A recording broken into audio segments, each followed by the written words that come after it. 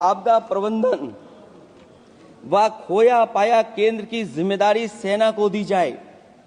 महाकुंभ हादसे के शिकार लोगों की मृत्यु, घायलों का इलाज, दवाइयों, डॉक्टर, भोजन पानी, परिवहन की उपलब्धता का आंकड़ा संसद में पेश किया जाए।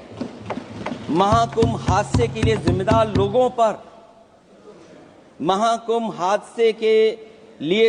लोगों पर घोर दंडात्मक कार्रवाई हो।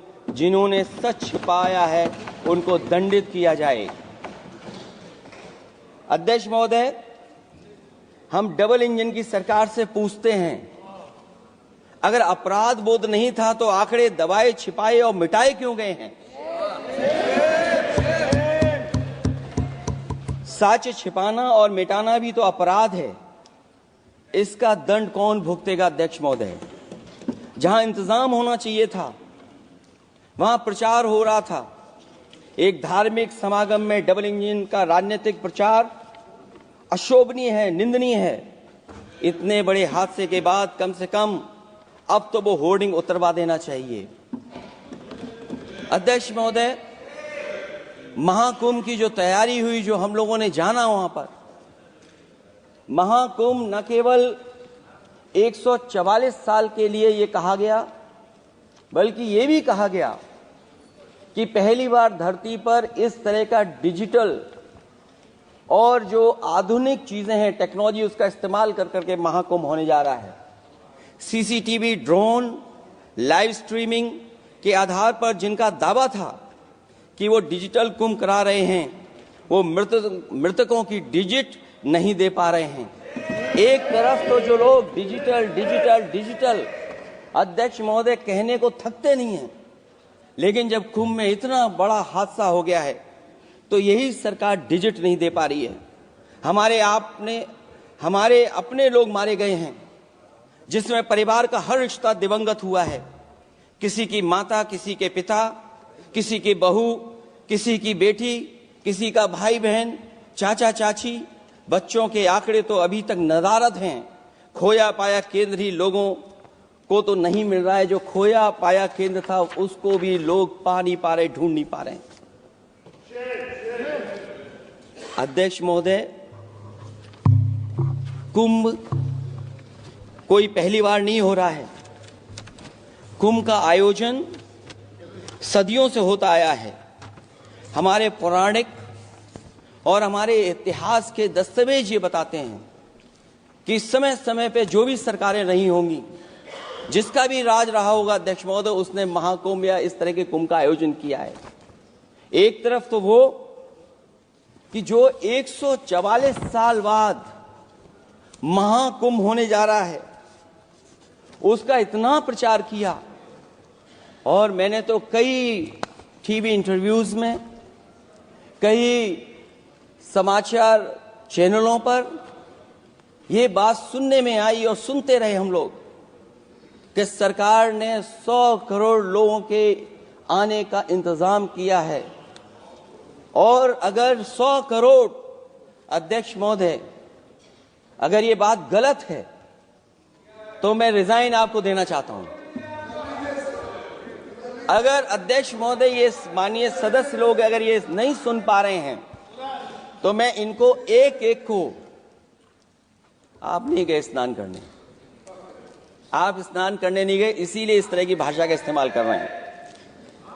अध्यक्ष महोदय, ये कहा गया कि 144 वर्ष के बाद ये हो रहा है। जहां तक मेरी समझ और जानकारी कहती है, जो एस्ट्रोनॉमी और एस्ट्रो चीजों को समझते होंगे वो ये स्वीकार करते होंगे, जो भी कुंभ होता होगा वो 144 वर्ष के बाद ही होता होगा। लेकिन ये कहा गया कि नक्षत्र ऐसे हैं।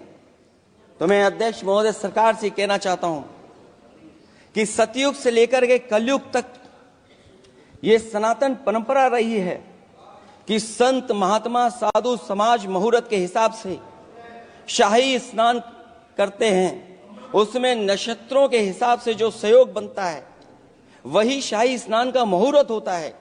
लेकिन भाजपा के राज में ये सनातन परंपरा टूट गई।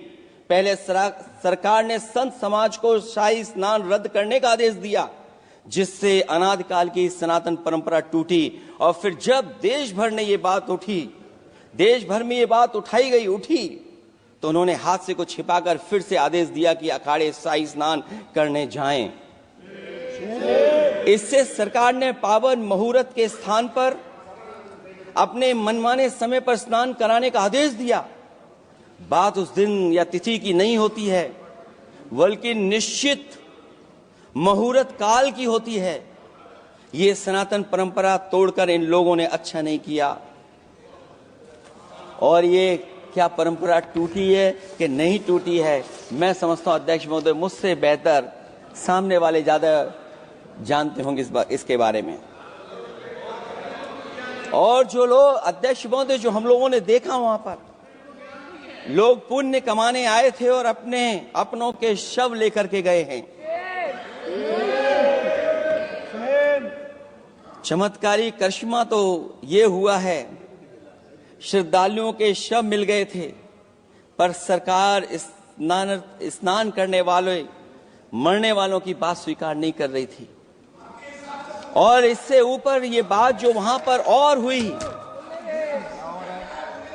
अध्यक्ष महोदय, जब ये जानकारी हो गई कि कुछ लोगों की जान चली गई, लाशें हैं जो मोर्चरी में पड़ी हैं, अस्पताल में पड़ी हैं, उसके बाद सोचिए सरकार क्या कर रही है।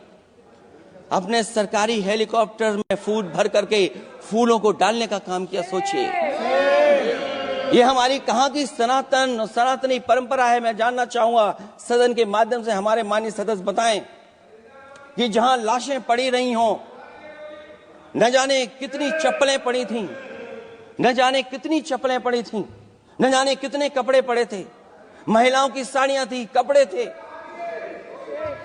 लेकिन उनको कैसे उठाया गया? उन सबको उठाया गया जेसीबी मशीन से, ट्रैक्टर की ट्रॉली से। उनसे उठा करके कहां फेंका कोई नहीं जानता, लेकिन जब उनको लगा कि वहां से बदबू आ रही है, तो यही सरकार के लोग छिपाने लगे हैं। यही आपका महाकुंभ का आयोजन था। और हर बात को छिपाने के लिए न केवल ये लोग मीडिया का सहारा ले रहे हैं, मीडिया का सहारा लेते लेते सुनने में आया है कुछ दबाव और कुछ स्वीटनर भी दिए जा रहे हैं जिससे उनकी खबरें बाहर ना आ जाएं। और अगर अध्यक्ष मोदी ये बात सब गलत है मेरी, अगर ये बात सब गलत मैं कह रहा हूं, तो अभी तो नेता सदन को अभी भाषण देना है। और मैं ये बात और कहना चाहता हूं, आप अपने तरफ से जानकारी कर लीजिएगा। हमारे उत्तर प्रदेश के मुख्यमंत्री जी ने शोक नहीं प्रकट किया था।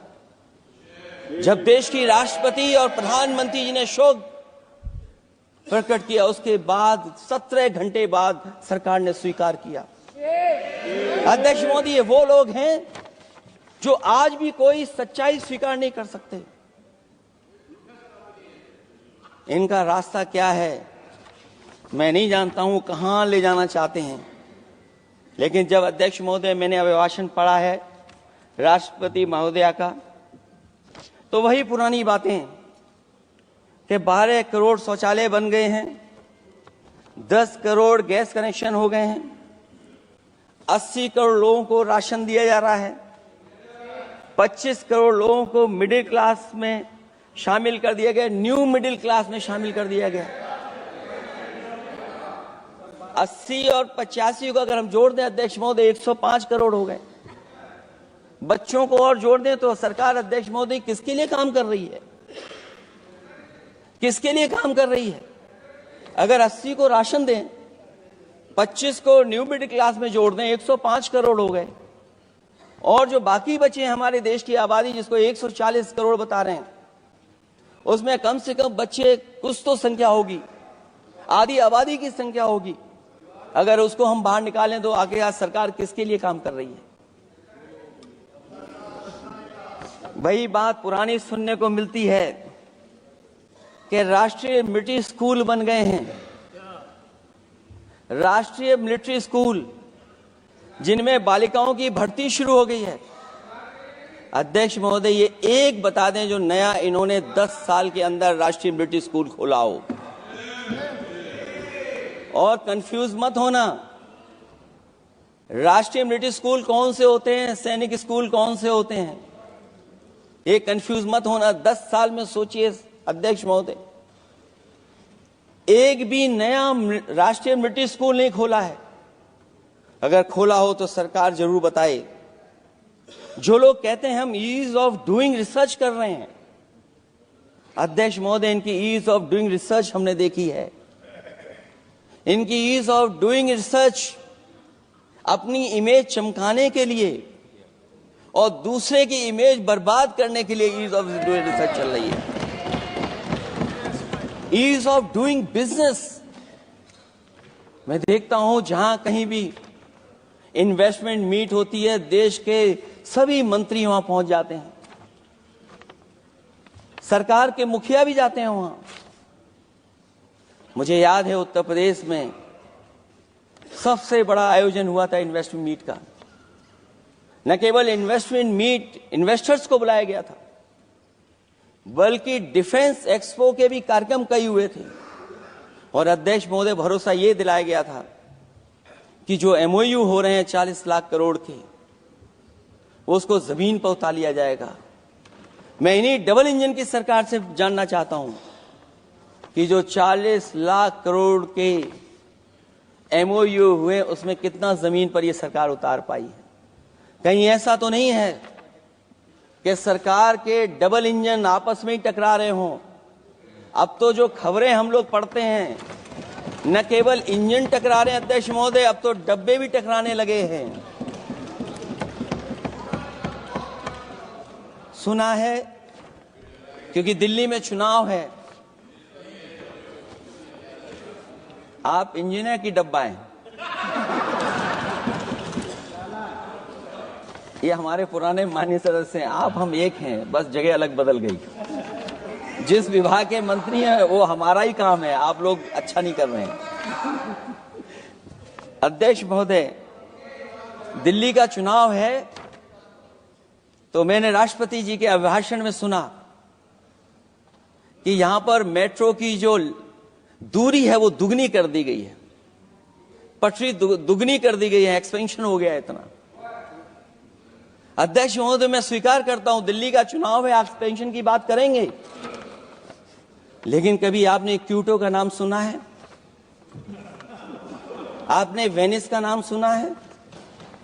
मैं अध्यक्ष महोदय आपके माध्यम से, जिसको क्यूटो बनाने के लिए सपना देखा गया था, 10 साल पूरे हो गए हैं, अभी तक वहां पर मेट्रो की शुरुआत नहीं कर पाए हैं। और अध्यक्ष महोदय, मैं ये बात इसलिए कह रहा हूं, अध्यक्ष महोदय, मैं इसलिए बात कह रहा हूं कि जिस समय समाजवादी सरकार थी, जितनी भी मेट्रो आज यूपी में चल रही हैं, सब की सब समाजवादियों की देन है, एक भी आपकी देन नहीं है। और इस समय पर मैं याद करना चाहता हूं, उस समय देश के प्रधानमंत्री मनमोहन सिंह जी को जब मैं पहली बार मुख्यमंत्री बनकर के उनसे मिलने गया था, मैं बहुत सारे उनके काम उत्तर प्रदेश के लेकर के गया था। आज वो हमारे बीच नहीं हैं, लेकिन कम से कम उन्हें इसी बात से याद कर रहे हैं, जो जो मैंने काम उस समय दिए थे, एक एक काम उस समय के प्रधानमंत्री जी ने मेरा पूरा कर करके, और उसका परिणाम ये हुआ है अध्यक्ष महोदय, और उसका परिणाम ये हुआ है कि आज उत्तर प्रदेश में जितनी भी मेट्रो चल रही हैं, चाहे वो लखनऊ की हो, कानपुर की हो, आगरा की हो, नोएडा की हो, ग्रेटर नोएडा को जोड़ रही हो, दिल्ली को जोड़ रही हो। और अध्यक्ष महोदय, जिस समय उद्घाटन हुआ था दिल्ली से नोएडा को जोड़ने वाली मेट्रो का, उस समय देश के प्रधानमंत्री एक विदेश के बहुत बड़े उनके साथ बैठ करके गए थे उद्घाटन करने। वो अगर किसी ने काम किया था पूरा, तो नोएडा अथॉरिटी और समाजवादी सरकार ने, उसमें आपकी देन कोई नहीं थी। ये बात मैं मेट्रो की इसलिए कर रहा हूं कि जो लोग दिल्ली में मेट्रो बना रहे हैं, वो बनारस में मेट्रो क्यों नहीं बना पा रहे हैं?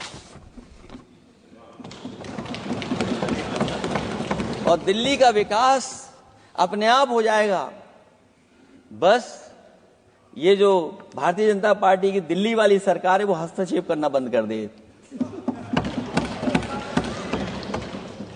अध्यक्ष महोदय, रिवर लिंकिंग का कार्यक्रम कुछ दिन पहले प्रधानमंत्री जी ने किया। अध्यक्ष महोदय, मैं आपके माध्यम से जहां किसानों के लिए एक नई चीज आ रही है जिससे कि न केवल उनकी खेती बाड़ी बल्कि बहुत सा सुधार दिखाई देगा। खेती बाड़ी को भी पानी मिलेगा, पीने का भी पानी होगा। इंटरलिंकिंग पुरानी योजना है और मुझे याद है जब पहली बार उसका MOU साइन हुआ था उस समय दोनों प्रदेश के मुख्यमंत्री शामिल थे, लेकिन जब उद्घाटन हुआ है तो दोनों के प्रदेश के मुख्यमंत्री वहां से गायब थे। और वो कारण अगर जानना चाहोगे तो वो कारण भी बता दूंगा अगर आप कहोगे तो। जहां इंटरलिंकिंग हो रही रिवर की, ये अच्छी योजना है।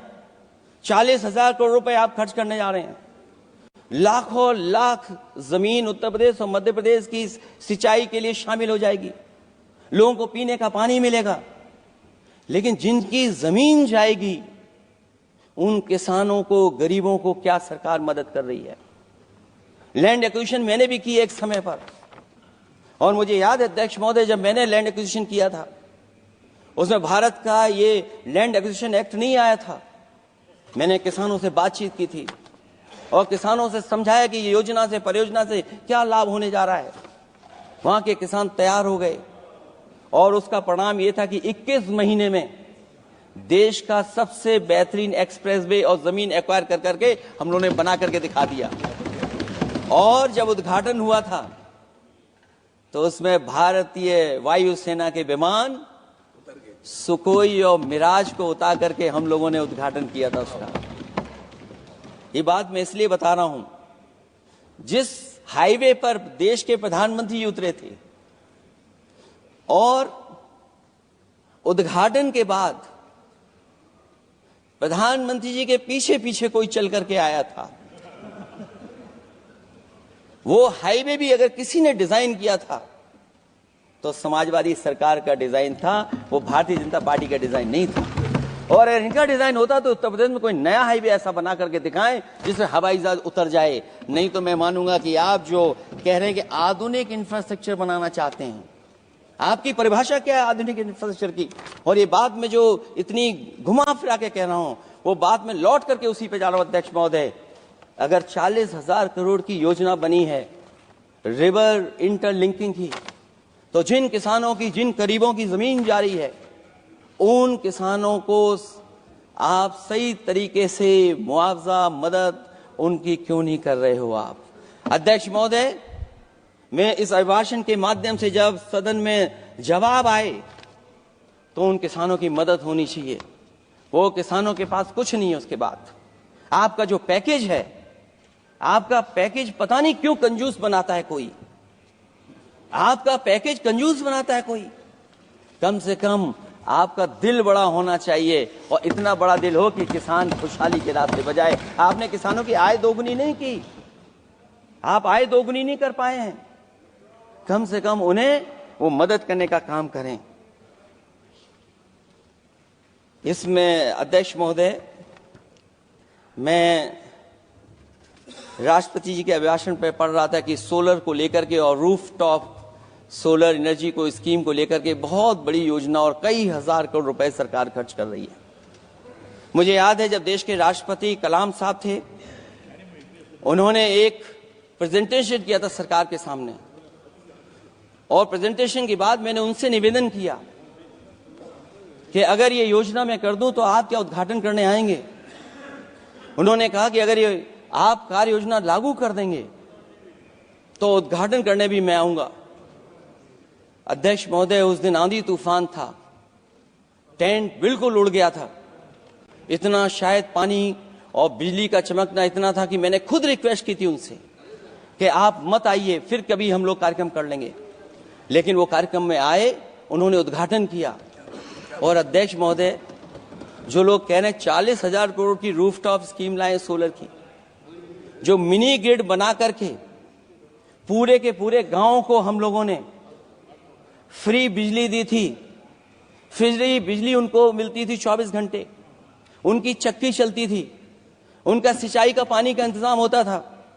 जब तक समाजवादी सरकार रही तब तक वो योजना चलती रही, और जैसे ही समाजवादी सरकार गई, इन्हीं के लोगों ने उसका मेंटेनेंस रोक दिया।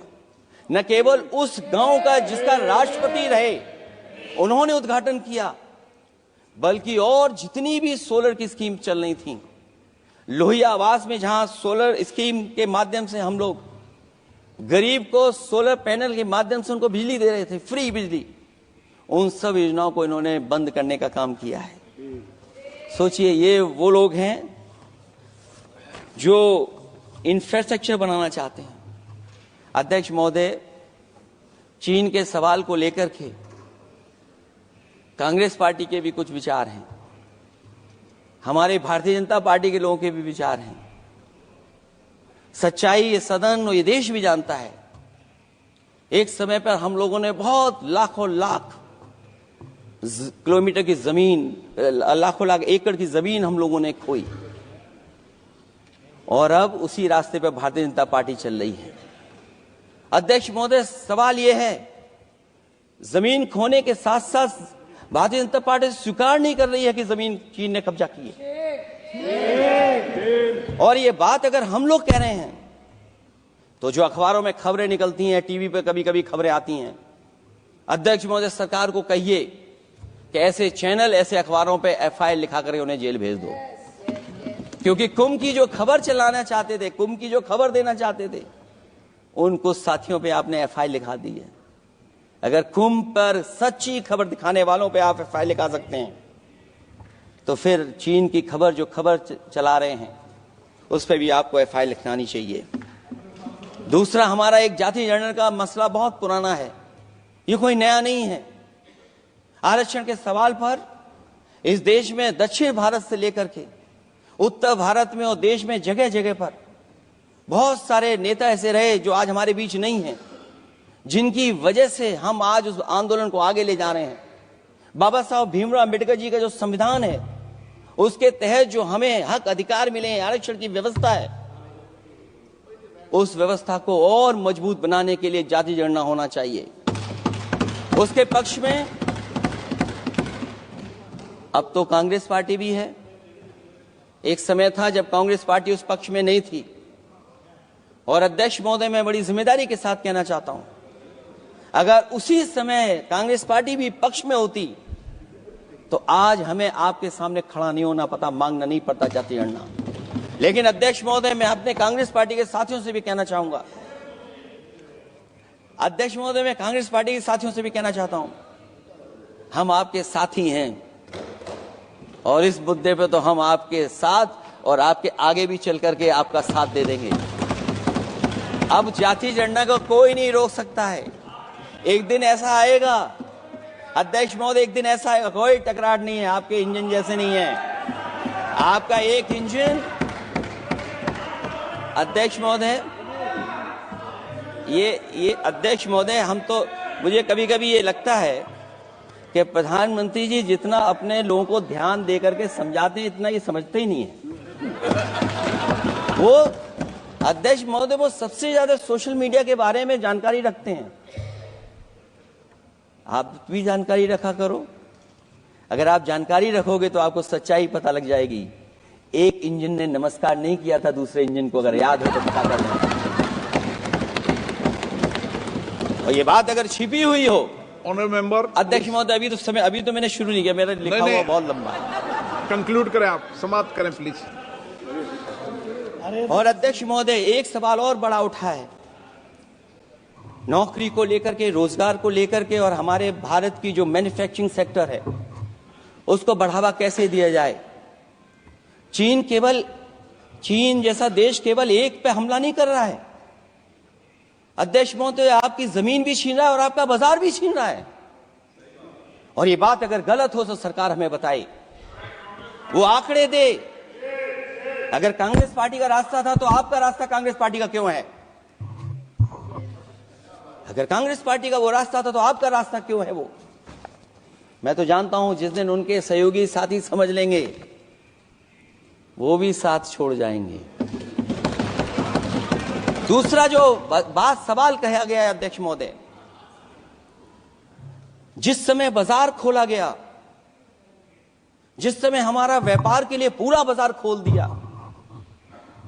हमसे ज्यादा वित्त को समझने वाले इकोनॉमिस्ट और बहुत सारे जानकार लोग वो मुझसे बेहतर समझते होंगे, लेकिन मैं ये बात समझता हूं कि जिस समय बाजार खोला गया उस समय ध्यान उतना हमारे देश की अर्थव्यवस्था पर नहीं रखा गया। अगर उसी समय पर मैन्युफैक्चरिंग सेक्टर को जिस जिम्मेदारी से रखना चाहिए था नहीं रखा गया, अगर उस समय रखा गया होता तो शायद अध्यक्ष महोदय हम लोग चीन से आगे निकल गए होते। आज चीन आगे है, हम लोग पीछे हैं। क्या आप इनको ज्ञान दे रहे हो क्या? अध्यक्ष महोदय अपना रास्ता तो वही है, साइकिल वाला।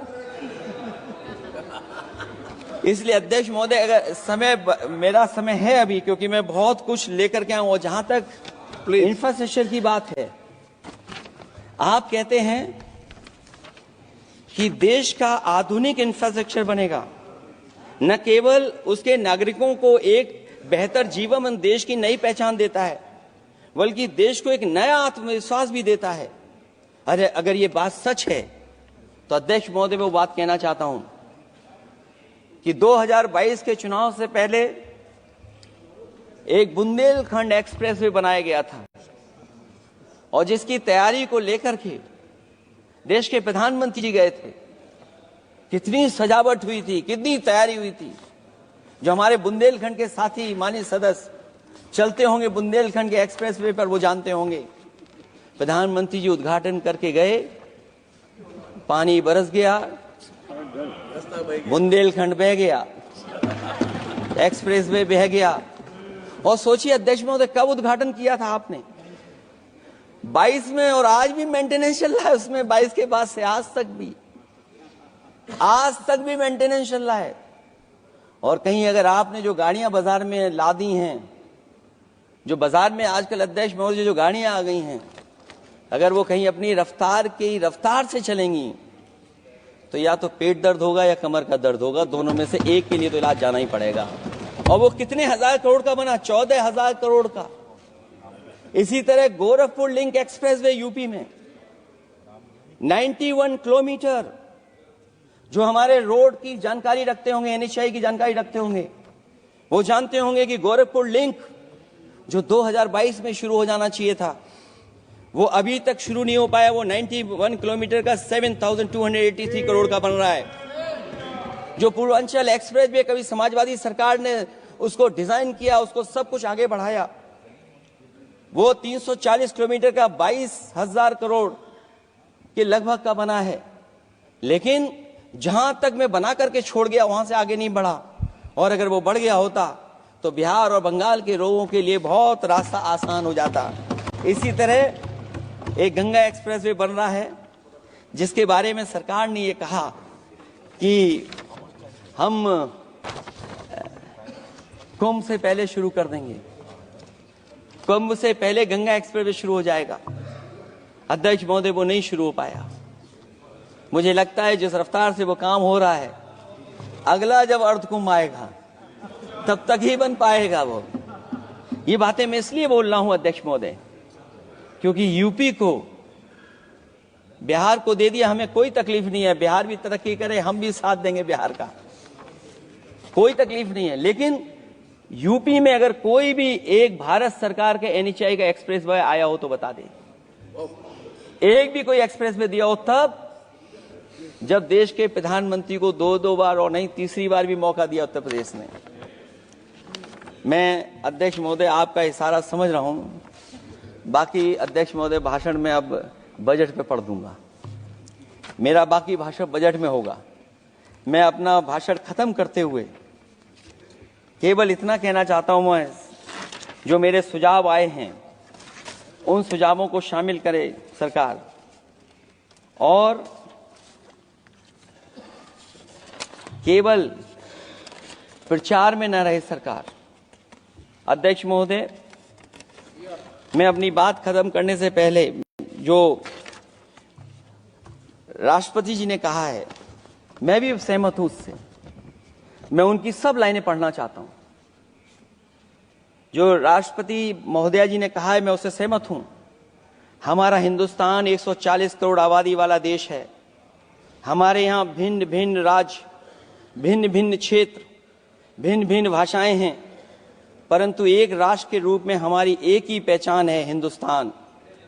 और हमारा एक ही संकल्प है, एक ही लक्ष्य है, विकसित हिंदुस्तान। आने वाले वर्षों में देश को विकसित राष्ट्र बनाने के लिए हम सभी दृढ़ संकल्पित हैं।